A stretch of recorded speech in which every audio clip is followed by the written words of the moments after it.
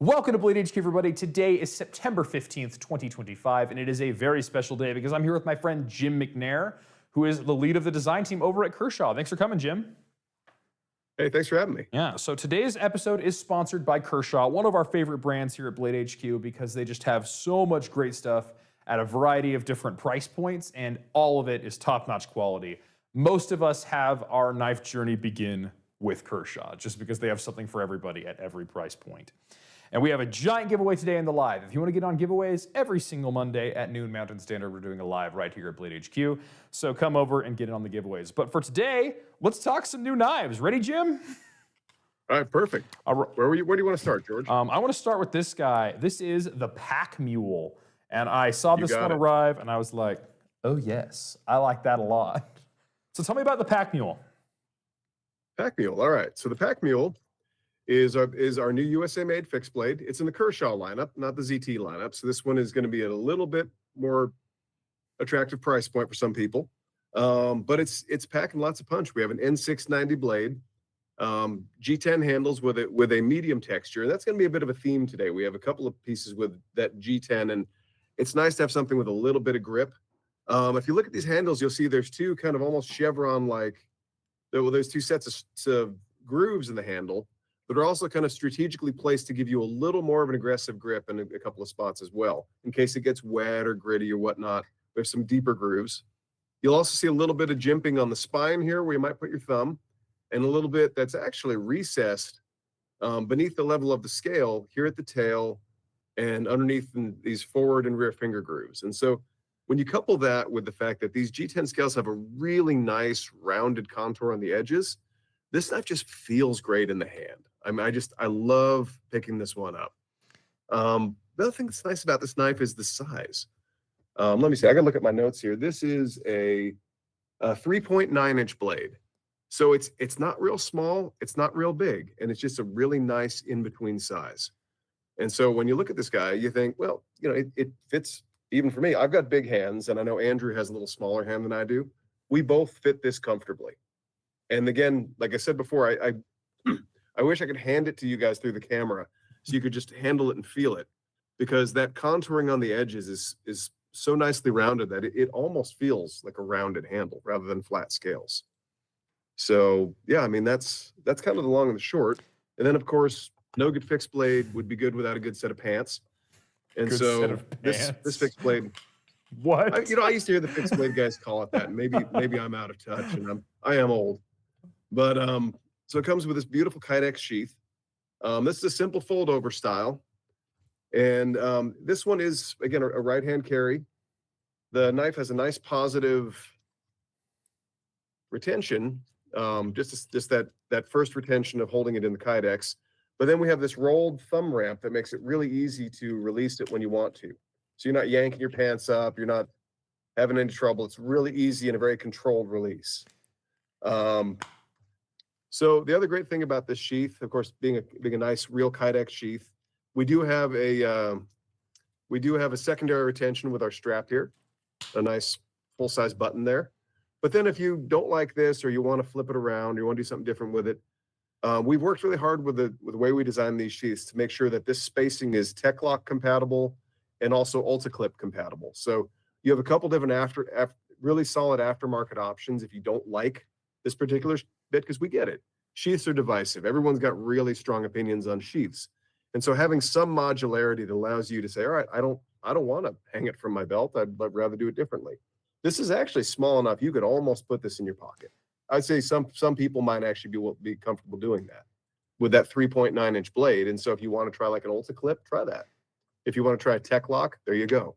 Mm-hmm. So again, a little bit of modularity and kind of just the right size. Yeah. If I may add something about the sheath for a moment.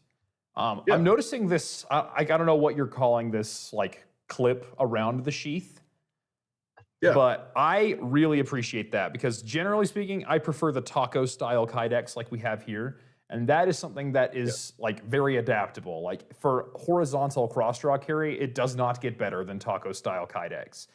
But the only thing that I feel like taco style Kydex often has a weakness in is just straight up vertical carrying because it's hanging off of these side grommets. But adding this clip Yeah. has made it hang in line with the angle of the knife.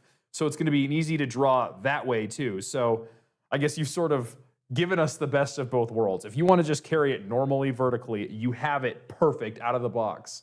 But if you want to carry it in any other way, you can have it perfect with just 5 minutes of work and a $10 part. Exactly. And that's the nice thing is that the aftermarket options are so affordable. You know, you buy the knife, it's not a huge investment if you want to change up the way you're going to carry this. And carrying the way we carry is such a personal thing that I think it's nice to have options. So the other thing I forgot to mention on this knife is because it has a little bit of a crossover appeal, we have a couple features for that. Really, if you think about this, this could function as a hunting knife. It could function as kind of a small bushcrafty kind of knife. It could function as an everyday carry or just a work knife, or even kind of a tactical knife. It's got that nice strong tip to it. And then the spine of this blade, as I forgot to mention, has a nice 90-degree on it that is great for striking a ferro rod. Oh yeah, that's So a you don't have to flamethrower. go and grind on the blade. I mean, it's got a nice sharp edge on it already. This is So, definitely again, the knife on the Pack table. Mule just offers a lot of kind of a lot of different options and ways you carry it and ways you use it. Yeah, of all the knives on the table, this is definitely the one where I picked it up and I thought I would use that anywhere and for almost anything. Like it's just a very well-made, usable knife. And whoever wins this one in the giveaway, I'm officially jealous of. But taking things to the next level, being a little bit bigger, we have this guy, which I believe you said is the Atreides. The Atreides, yes. So, and the funny thing is, you know, we have another knife called the Dune, designed by a totally different designer years ago. And so this one ended up, you know, having that little bit of a Dune Frank Herbert reference in the name, but they're really very different knives. So if you look at, we have a small fixed blade in the lineup called the Dune. It's more of a neck knife. It's small. That's the little narrow. Tanto, right? Yes, it serves a very specific purpose. Whereas this one is much more of a general use camp knife. So in this case, this one being a little bit different, this is a 65 MN blade, which is effectively 1065 carbon steel. So because it's gonna of be that, nice and tough, we have a and Yep. it would be susceptible to rust if it weren't for this amazing black coating, which I'm sure you'll get into. exactly. We've got a nice black finish on that blade, and then the handles are you know, it's hard to see on camera, but they're beautifully rounded. So it has a nice hand filling grip, and then this is also a 2-shot handle. So it's a hard plastic substrate, a hard glass filled nylon, I should say, with a TPU rubber over most of the back half. I was gonna say that's So the really neat thing grippy. about that is,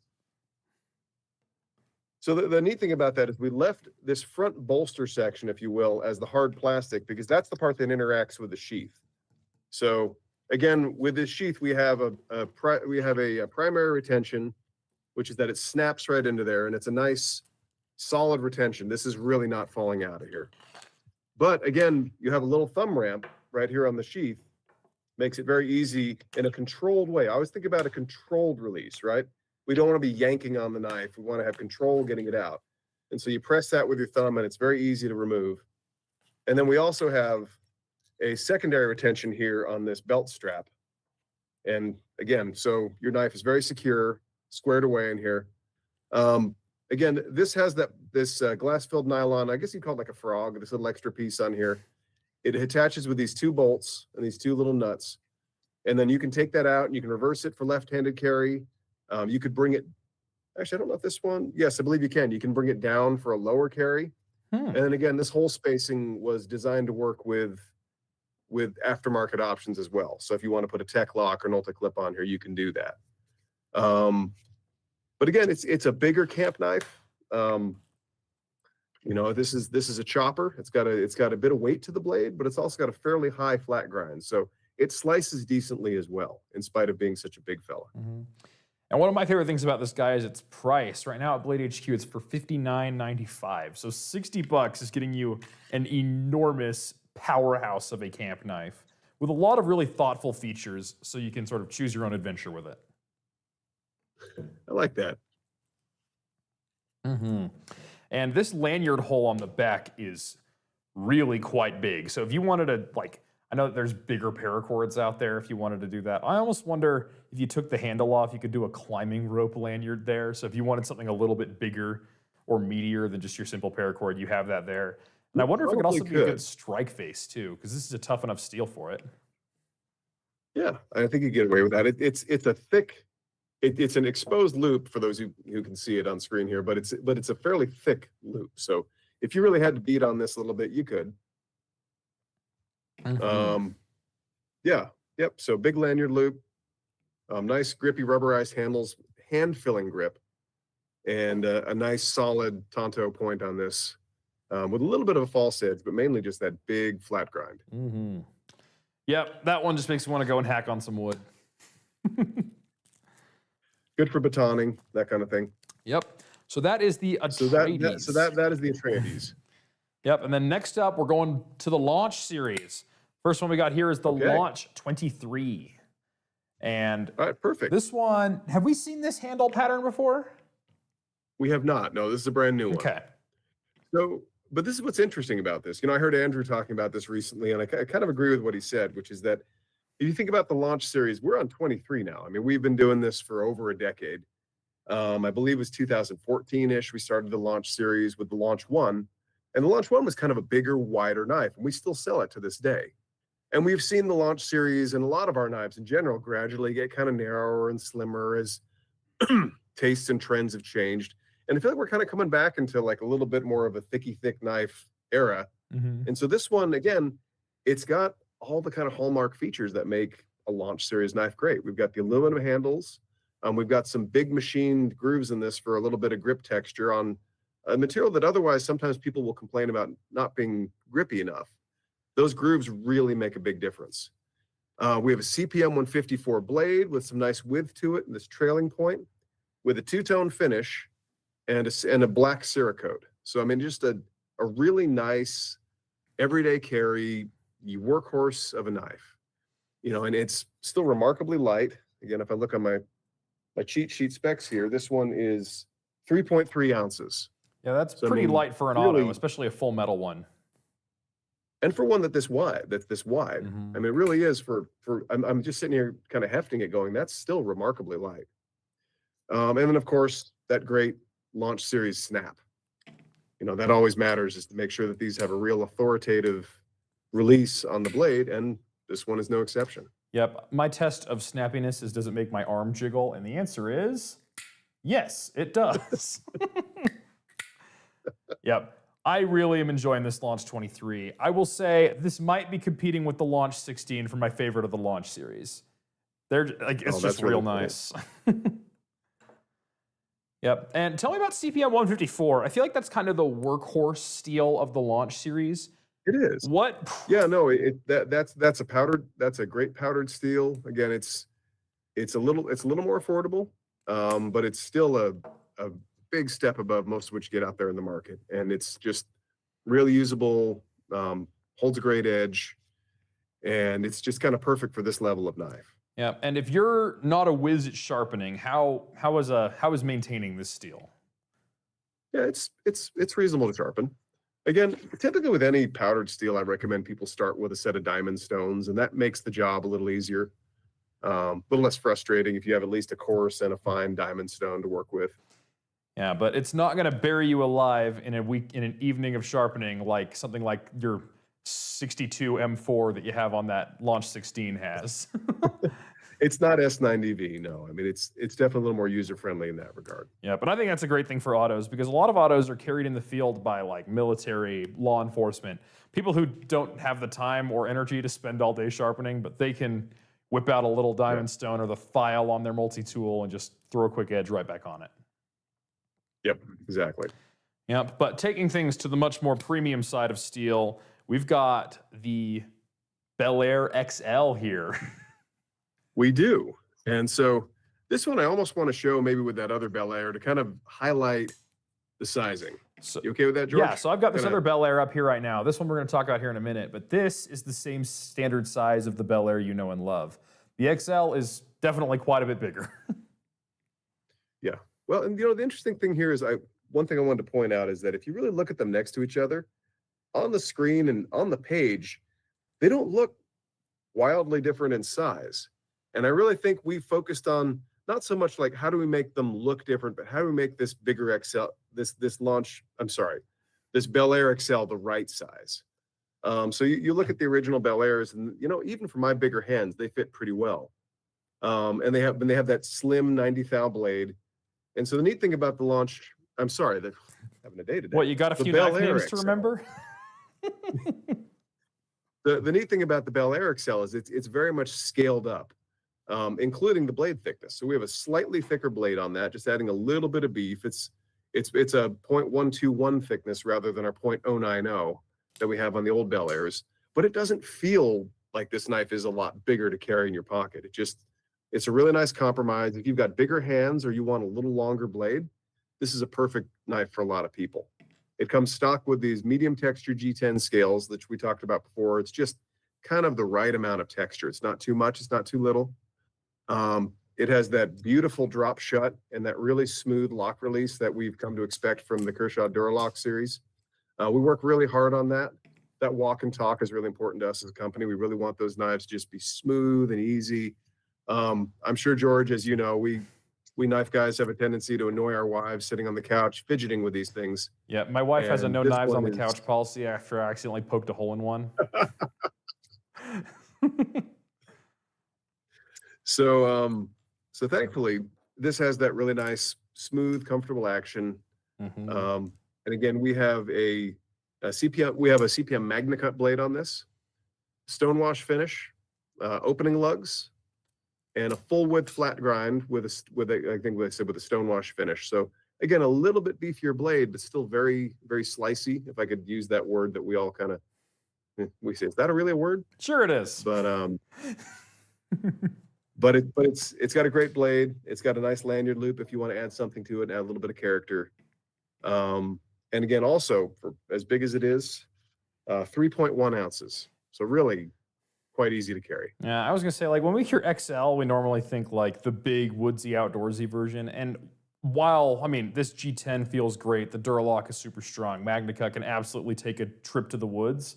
This feels still like an EDC knife. It's a Bel Air, just bigger, a little bit. Not It's the Bel Air large, really. The Bel Air It's a large. size large rather than a size medium. But It hasn't ballooned out to that XL yet. It's not 40 years old yet, so it needs, it can still fit the large. I will tell you though, the So- 2XL community is very welcoming. Okay, but keeping it in the Bel Air family, we also have this version, which is the clip point Bel Air, now with a G10 handle. And my understanding is this is the first G10 handle on a Bel Air we've seen. Am I right in saying that? Well, I mean, we have two of them now. Yeah, I guess you have the Bel Air XL as well as this guy. I guess we could say chicken or the egg with these, but Mhm. but yeah, no, this is a really nice. To be honest, George, I don't know if it's the first. We've done a few variations on this. I'm pretty sure this is the first time we've used G10 on this knife. So I've seen the micarta one. I've Someone seen in the the comments will know aluminums. better than me at this point. But again, medium texture black G10, black PVD blade, and we have that clip point profile that we like. This is again a variant of a knife that I really love. I love the standard version of this knife with the working finish blade and the micarta this handles. laptop. So anyway, the Launch Iridium, you guys have seen this before. We have a version of this with the full aluminum handles and with a nice working finish blade. And now this again is kind of the all blacked out version, but with a nice contoured smooth G10 front handle. Lightens So, it up quite a bit. G10 is a really nice. What's It that? lightens it up quite a bit. That's a good question. I know this one is 2.9 ounces. And again, as always, nice snappy opening. And excuse me, that's a black washed blade. I don't know if I called that out before. So we have a black washed MagnaCut blade, aluminum back handle, a reversible deep carry pocket clip, and a cool black aluminum back spacer with this nice footman's loop on it. This lanyard hole. And again, the Iridium has been a really popular knife for us. It's been great to pull it back to the USA and make an automatic version of it. And so again, this one with that full blacked out look, the black wash blade and the black G10 has kind of a really classy feel. Yep, and like it does definitely feels classy, like like an EDC knife that you are going to be familiar with when you hold. But it also just feels so usable, like something you can just throw in your pocket and take just about anywhere. It's sort of like the auto version of that pack mule we were talking about earlier. You can do anything with this. You can take it hunting, you can everyday carry it, it'd be a good tactical knife. Whatever you want to do, the Iridium is there. And I think that's why this design has been so popular ever since it came out. They're actually kind of similar in size. I was just thinking about. That's interesting. But yeah, no, this is a nice size. Again, not too big, not too small. 3.45-inch blade. So, usable size, but again, real easy to carry, real comfortable in your pocket. I love a knife about this size. I realize a lot of people like something smaller, but this is, for me, that's 3.5-inch blade, doesn't get much better. Yeah, but for all you folks out there that really like a smaller knife, there is the mini Iridium, which is smaller, just right for you folks. Yeah. Something I love about Absolutely. Kershaw is they all, like, even though Jim has a taste, and so does Andrew, and so does the rest of the design team, they also are worried about you guys and what you want, and they give it to you, and it's wonderful. We try our best. Yep. And then next up, keeping it on the Launch series, we have the Launch 22, which goes for $188.95. Tell me about this guy. Yes, the Launch 22. This is, again, we talk about kind of the old original Launch series where they're kind of a little bit wider, a little bit more of a pocket knife, a little bit slimmer blade. This one's beefier. So this has a thicker 5/32 blade. So a little bit beefier than we typically do. More like some of our other large, we have one or two larger, thicker launches. Then we have the aluminum handles with a nice OD green finish. Personally, my favorite anodized color. And then to make this a little different, we have a black canvas micarta inlay. And I know on screen it looks pretty light. These will darken up a lot as the oils from your hands, or if you put a little bit of like a wicked wax on them, it really makes a difference in the way these look. If you don't want to wait for them to patina and darken up, you can put a little bit of a wax on them, and that makes a difference too, or a little bit of oil. Yeah. I prefer to wait, let that knife become distinctly yours with time. Like, that is a little piece of me in my knife. So then this has that little bit thicker bayonet style grind. Again, a fairly high bevel on it because we always want these knives to cut. I mean, at the end of the day, these are for slicing. And then we have some oversized hardware on the handle here, a little bit bigger screws, reversible deep carry pocket clip. And again, as I keep saying over and over again, I know I'm kind of repetitive, but that great snap. So this one's got plenty of spring to push that heavier blade. So George, has it passed the jiggle test? Let's find out.